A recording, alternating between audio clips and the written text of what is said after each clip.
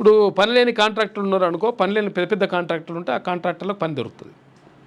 అట్లా అని చెప్పేసి రైతులకు మంచి జరగదంటే రైతులకు మంచి జరిగేటువంటి అంశం 100% తీసుకోవాలి.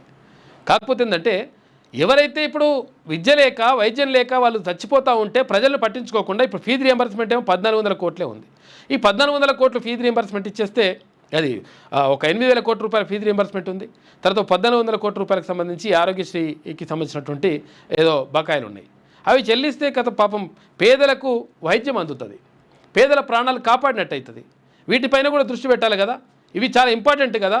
పేద ప్రజల ప్రాణాల కంటే ఇప్పుడు ధన్మని ఆగమైగాల మీద ఏదైనా కట్టేసి చేస్తే అదేం పెద్ద విషయం కాదు కదా. కాబట్టి దీనిపైన దృష్టి పెట్టాల్సినటువంటి ప్రభుత్వాలు దీనిపైన ఆలోచించకుండా ఎక్కడ కమిషన్లు వస్తాయి, ఏం కథ జరుగుతుంది, ఏం కథ అని చెప్పేసి అక్కడ ఆలోచిస్తున్నట్టుగా అనిపిస్తూ ఉంది. అయితే విషయం ఏంటంటే ప్రాజెక్టులు కట్టొద్దని చెప్పేసి అంటలేము, కానీ అక్కడ దానికంటే ప్రాధాన్యం అంటే ఏది ప్రాధాన్య అంశం, ఏది ప్రాధాన్యం తర్వాత అంశం అని చెప్పేసి చూసుకోవాల్సిన అవసరం ఉంటుంది. జస్ట్ 1,400 కోట్లు కట్టేస్తే ఇక్కడ ఆరోగ్యశ్రీ సేవలు కొనసాగితే ఇక్కడ ప్రైవేట్లో కూడా ప్రైవేట్ ఆసుపత్రులలో కూడా పేదలు వైద్యం చేసుకునేటువంటి అవకాశం ఉంటుంది.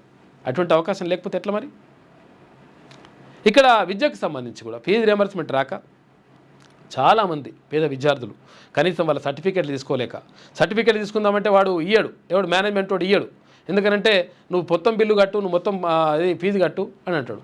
లక్షలు కట్టలేక ఏం చేయాలనో అర్థం కాక ఆగమ్య గోచరంగా ఒక క్వశ్చన్ మార్క్లో ఉండిపోతున్నాడు విద్యార్థి.